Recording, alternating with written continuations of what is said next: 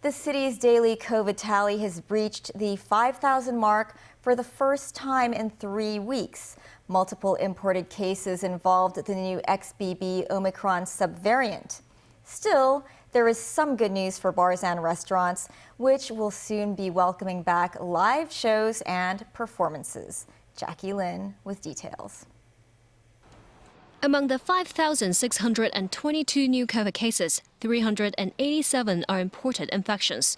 Cases involving overseas arrivals have risen following the loosening of quarantine restrictions.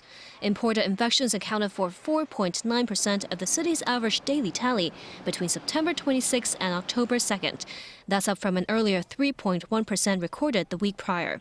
And so far, Hong Kong has identified 29 COVID patients infected with the Omicron XBB subvariant. Most were detected at the airport. According to overseas experience, especially the Singapore experience, when these subvariants, the proportion is increasing, there will also be an increase in the proportion of reinfection. However, this type of new subvariants, likely it is similar to the previous subvariants such as BA.5, BA.4, etc. With that, more relaxed anti-pandemic measures are on the way. Once the disease is controlled or the immunity of the public is kind of guaranteed, basically you can slowly release, the limitations. That includes the long-awaited comeback of live music, stand-up comedy and other performances in bars and restaurants. This as a ban on catering venues is set to be lifted on the 20th of this month after having been in place on and off for more than 650 days. That's on the condition that performers undergo 2 PCR tests every 7 days and take the rapid antigen tests on the day of performance. Starting Thursday, theme park visitors will be able to eat and drink in outdoor areas as well.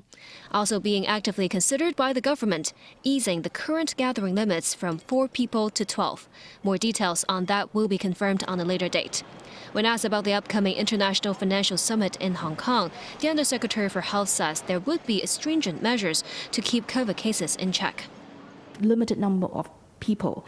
And there are special measures actually and I would say it's very stringent measures to make sure that the risk could be controlled. And a special exemption has to be has to be discussed within the government before basically financial summit could be allowed to happen in Hong Kong. Jackie Lin, TVB News.